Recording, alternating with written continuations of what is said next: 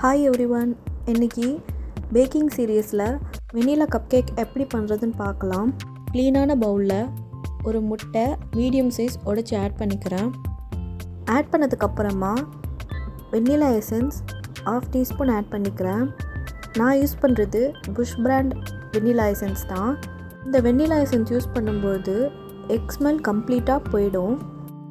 இந்த ரெசிப்பியில் நான் weighing scale use பண்ணி தான் எல்லா இன்க்ரீடியன்ஸும் மெஷர் பண்ணியிருக்கேன். அக்யூரேசிக்காக தான் வெயிங் ஸ்கேல் யூஸ் பண்ணுறோம்.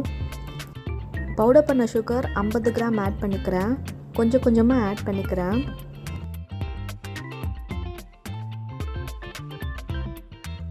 சர்க்கரையை ஃபுல்லாக ஆட் பண்ணதுக்கப்புறம் ஒரு விஸ்க் யூஸ் பண்ணி நல்லா மிக்ஸ் பண்ணிக்கிறேன்.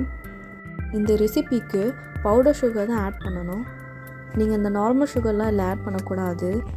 ஏன் அப்படி சொல்கிறேன்னா, நீங்கள் நார்மல் சுகர் ஆட் பண்ணும்பொழுது சரியாக பீட் ஆகாது. பேட்டரை மோல்டில் ஊற்றும் பொழுது அந்த சுகர் அப்படியே கிறிஸ்டலாக அடியில் தங்கிடும். நான் அன்சால்டட் பட்டர் 50 கிராம் ஆட் பண்ண போகிறேன்.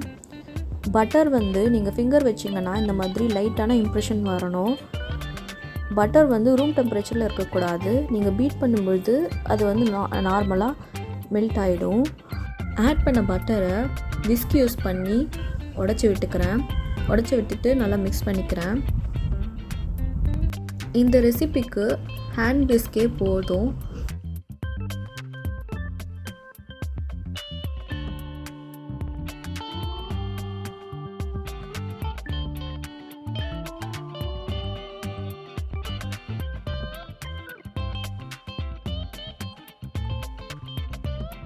நான் விஸ்க் பண்ணும்பொழுது நீங்கள் ஒரு விஷயம் நோட் பண்ணுவீங்க, அந்த பட்டர் எக்கில் மிக்ஸே ஆகியிருக்காது, திரியாக இருக்கும்.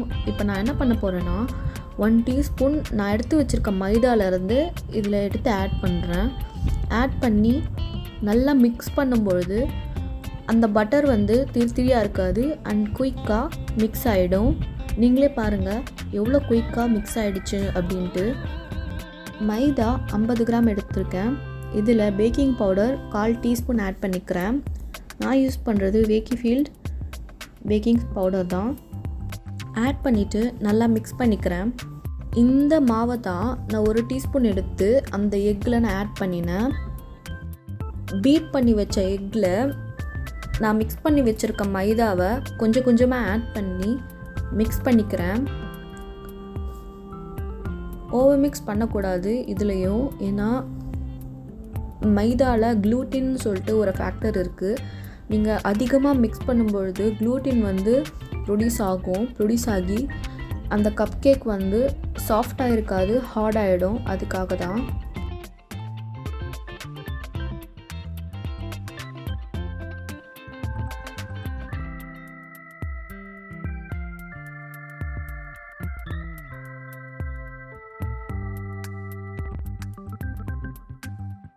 ஸ்பேச்சுலா யூஸ் பண்ணி எட்ஜில் இருக்கிற மாவெல்லாம் ஒன்று சேர்த்து லைட்டாக மிக்ஸ் பண்ணிக்கிறேன். ஸ்பேச்சுலா ஒன்று வாங்கி வச்சுக்கோங்க. சப்போஸ் நீங்கள் பேக்கிங் ஸ்டார்ட் பண்ண போகிறீங்க அப்படின்னா அது ரொம்ப யூஸ்ஃபுல்லாக இருக்கும். கப்கேக் மோல்டில் கப்கேக் லைனர்ஸை நான் லைன் பண்ணிக்கிறேன். Cupcake liners nearby local essence ஷாப்லலாம் கிடைக்கும். ஆன்லைனில் சீப்பாக சிலிக்கான் கப்கேக் மோல்ட்ஸ்ன்னு சொல்லிட்டு கிடைக்கும். அதெல்லாம் வாங்கிடாதீங்க, அதெல்லாம் ரொம்ப ஹார்ம்ஃபுல். ஆக்சுவலாக அது பிளாஸ்டிக் தான். அதை நீங்கள் பேக்கிங்க்கெல்லாம் யூஸ் பண்ணக்கூடாது.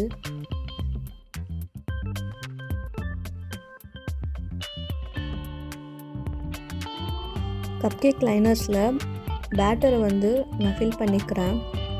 3/4 ஃபில் பண்ணிக்கிட்டால் போதும். ஒரே மெஷர்மெண்ட்ஸில் கப்கேக் மோல்டில் பேட்டர் ஆட் பண்ணுங்கள். அப்போ தான் உங்களுக்கு ஈவனாக கப் கேக்ஸ் கிடைக்கும்.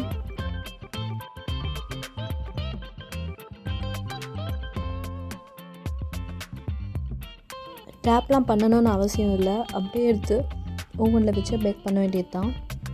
180 டிகிரியில் 10 நிமிஷம் ப்ரீஹீட் பண்ணிக்கோங்க. 2 ராட் ஆனில் இருக்கணும். அதே மாதிரி 180 டிகிரியில் 15லேருந்து 18 நிமிஷம் பேக் பண்ணி எடுத்துக்கோங்க. எனக்கு இந்த ரெசிப்பியில் 4 கப் கேக் கிடச்சிது. Shelf life 7 to 10 days room டெம்பரேச்சர்லேயே வச்சுருக்கலாம். தேங்க்ஸ் ஃபார் வாட்சிங் அண்ட் ஸ்டே டியூன்.